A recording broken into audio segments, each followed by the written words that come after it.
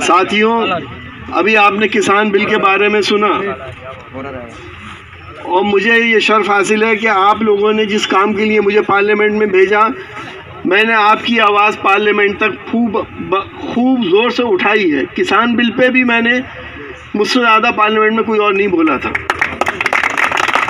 मैं आपको ये बताना चाहता हूँ, हमारा मुल्क जिसको किसान चलाते हैं, अन्नदाता है, ये रोटी रोज़ी देता है लोगों को, और इसकी आज ये हालत कर दी इस सरकार ने कि 1 महीने से इस कड़ाके की ठंड में सड़कों के ऊपर पड़ा हुआ है, कोई उसकी बात सुनने वाला नहीं है। मैं बिल के बारे में भी आपको बताऊंगा, लेकिन इनका हिटलरशाही रवैया आप लोग देख रहे हैं। अगर कोई इनके खिलाफ आवाज़ उठाता है, अभी किसानों ने जब वहाँ पे पंजाब के किसानों ने आके आंदोलन किया है, तो आपको मालूम होना चाहिए कि पंजाब की मंडियों के जितने भी लोग थे उनके ऊपर इनकम टैक्स के छापे पड़ गए। ये कोई तरीका है? जमहूरियत का ये तरीका है? जो कोई आवाज़ उठाता है तो जेल भेज देते हैं, किसी पे ईडी लगा देते हैं, किसी पे इनकम टैक्स लगा देते हैं, और इस तरह से आपको मालूम है कि आपके एक हरदिल अजीज़ नेता जनाब मोहम्मद आजम खान साहब का क्या हशर कर रखा है इन्होंने। कैसी ऐसी सरकार कभी हिंदुस्तान में किसी ने सोची थी? हर बात में हिंदू मुसलमान, हर बात में हिंदू मुसलमान, आपस में लड़ा दो। इन्होंने बीमारी को भी हिंदू मुसलमान बना दिया, इन्होंने जमात के ऊपर इल्ज़ाम लगा दिया। हरिद्वार में कहाँ से आ गया कोरोना? वहाँ तो कोई जमात में नहीं गया था, क्या आपने देखा नहीं? और अभी मैं देख रहा था एक टीवी मीडिया के ऊपर कि अगर शाहीन बाग के लोगों ने बिरयानी खिला दी सरदार लोगों को, तो एक टीवी का एंकर कह रहा था कि बिरयानी जिहाद। अब बिरयानी जिहाद भी शुरू हो गया। अभी आपने देखा लव जिहाद। आखिर चाहते क्या हो? अरे हम इस मुल्क में प्यार मोहब्बत से बरसों से रहते आए और रहते रहेंगे। हिंदू मुसलमान सिख ईसाई को एक दूसरे से कोई अलग नहीं कर सकता। हमारे अंदर प्यार मोहब्बत का खून बहता है। हम जानते हैं कि हम एक दूसरे की तकलीफों में काम आते हैं, एक दूसरे की खुशी में शरीक होते हैं। तुम वोट के लिए खून की नदियां बहाओगे, तुम वोट के लिए लाशों पर गुजर के जाओगे। ऐसी सियासत हिंदुस्तान वालों ने कभी नहीं सोची थी। मैं आपसे ये कहना चाहता हूँ कि जिस सियासत ने और जिस सरकार ने मुसलमानों की हमेशा दिल आज़ारी करी, और मैंने पार्लियामेंट में भी इस बात को कहा कि प्रधानमंत्री जी, मुझे इस पार्लियामेंट में कोई ऐसा बिल नजर नहीं आया जिसमें मुसलमानों की दिल आज़ारी ना हो रही हो। मैंने डंके की चोट पे कहा पार्लियामेंट के अंदर, और मैंने इस बात को भी कहा सीएए बिल आ गया, सिर्फ मुसलमान इस देश में नागरिक नहीं हो सकता, बाकी सब हो जाएंगे। मुसलमान ने क्या कसूर किया है? 3 तलाक का बिल ले आए, शरीयत में मुदाखलत हो गई। आप जरा ये तो देखिए कि आखिर ये सियासत किस सिमत में जा रही है। बहरहाल मैं ज़्यादा लंबी बात नहीं करूंगा, अब किसान बिल के बारे में आपको बताना चाहूँगा। साथियों, इन्होंने एमएसपी, आप जानते हैं, मिनिमम सपोर्ट प्राइस, कम से कम दाम हो, इससे नीचे नहीं खरीदा जाएगा, उसका इस बिल में कोई जिक्र नहीं है। अभी आपने जो सरकारी उस पर धान बेचा है वो 1800-1850 रुपये कुंटल दिया, और बाजार के अंदर आपने 1000 रुपये कुंटल बेचा। अगर ये एमएसपी ख़त्म हो जाएगी तो आपका धान, आपका गेहूं, जो बड़े बड़े पूंजीपति हैं, ये खरीदेंगे आधे दामों में। इसका कोई जिक्र नहीं है एमएसपी का। सरकार अब कह रही कि नहीं, हम एमएसपी को नहीं हटा रहे।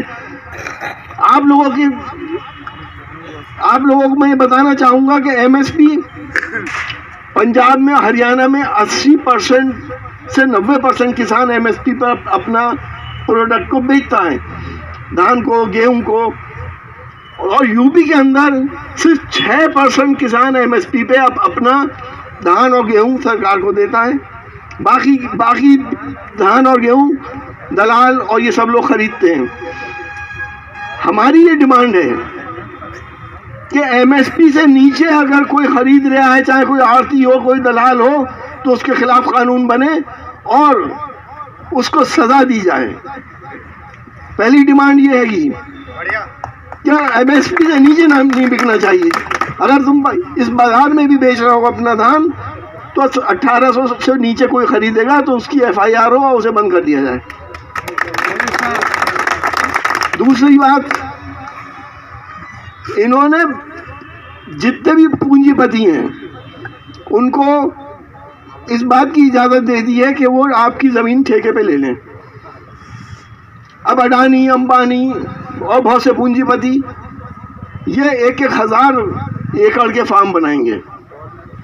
अब इनके फार्म के बीच में जो बेचारा गरीब किसान है जिसकी 5 बीघे है, 10 बीघे है, 15 बीघे है, जो बीच में आ गया उसके ये रास्ते बंद करेंगे। वो मजबूर होगा कि इनके हाथों में अपनी ज़मीन को देने के, और जब ये लोग ले लेंगे 15 साल का इन्होंने आपसे मुआहदा करा लिया, आज के रेट में कराया, 15 साल बाद क्या रेट होंगे? आप अपने खेतों में जाके खुद मजदूरी करोगे, खेत आपका होगा, मजदूर आप बन जाओगे अब मालिक से। उसके साथ साथ इन्होंने एक हरकत ये करी है कि जितने भी ये कॉरपोरेट घराने हैं, पूंजीपति हैं, इन पे ये अनलिमिटेड स्टॉक कर सकते हैं। कितना ही स्टॉक कर लें, चावल का कर लें, धान का कर लें, गेहूं का कर लें, दालों का कर लें। अब क्या होगा, जब फसल आएगी तो ये स्टॉक करके रख लेंगे, आलू का स्टॉक करके रख लेंगे। देखिए, जैसे आप सभी लोगों को, पूरे हिंदुस्तान को मालूम है कि पूरे देश का किसान आज परेशान है। किसान को अपने मुस्तकबिल की फ़िक्र है, अपने भविष्य की फ़िक्र है, अपने बच्चों की फ़िक्र है कि आखिर इनका क्या होगा। इस सरकार ने तमाम और चीज़ें तो देश की गिरवी रख दी, अब किसान की ज़मीनें भी गिरवी रखी जाने वाली हैं। जो कानून बने हैं उसमें गरीब इंसान की कोई ख्याल नहीं रखा गया। फसल के ऊपर रेट कुछ और होंगे, रोज़मर्रा की चीज़ों के, और फसल के 3 महीने बाद रेट कुछ और हो जाएंगे। गरीब आदमी कैसे अपनी जीविका चलाएगा? जो बिल पास हुए हैं उन बिलों की हम पुरजोर मुखालफत करते हैं, और हमने पार्लियामेंट में ही मुखालफत करी। हमारे नेता अखिलेश यादव जी ने और समाजवादी पार्टी ने इसका मुसलसल विरोध किया है और आज भी कर रहे हैं। जो यहाँ पे हम लोगों ने फैसले दिए हैं कि अगर ये बिल वापस नहीं हुए तो जो कॉरपोरेट घरानों को, किसानों को गिरवी रखा जा रहा है, उन कॉरपोरेट घरानों के प्रोडक्ट्स का हम बाइकाट करेंगे। उनके कोई प्रोडक्ट यहाँ पे किसी दुकान पे नहीं बिकेगा, ना ही कोई ख़रीदने वाला उनको मिलेगा। अब उनको बाज आ जाना चाहिए। सिर्फ पैसा ही कमाना ज़िंदगी का मकसद नहीं होता है। और आप लोग भी जानते हो कि कॉरपोरेट घराने, पूंजीपति लोग जन सेवा के लिए नहीं आते हैं, उन्हें तो पैसे की कमाई करनी है। जब वो आ जाएंगे तो देश का क्या हाल होगा, किसान का क्या हाल होगा, गरीब का क्या हाल होगा, मुझसे बेहतर आप सब लोग जानते हैं। वो कॉरपोरेट घराने कौन कौन से हैं जिनके बारे में सुना जा रहा है? अडानी, अंबानी है, और भी बहुत से होंगे। वो तो पूंजीपति लोग हैं, वो आएंगे, अपने बड़े बड़े गोडाउन्स बनाएंगे, होल्ड करेंगे, होल्डिंग कितनी बढ़ जाएगी, रेट अपने हाथ में ले लेंगे, वही सट्टा बाज़ार हो जाएगा रेट का, जो शेयर बाज़ार होता है उसी पे सट्टे लगा करेंगे कि गेहूं के रेट जो है दिसंबर में इतने होने और जनवरी में इतने होने। लेकिन गरीब आदमी क्या करेगा? सरकार ने MSP का कोई जिक्र नहीं किया इसमें। मैंने पूरा बिल पढ़ा है। MSP की गारंटी लेने की हम बात कर रहे हैं, सरकार से कह रहे हैं कि आप गारंटी ले लो, MSP से नीचे कोई ना ख़रीदे, और इस बात की भी गारंटी लो कि मैक्सिमम प्राइस क्या होगा, मैक्सिमम प्राइस से ऊपर कोई ना बेचे।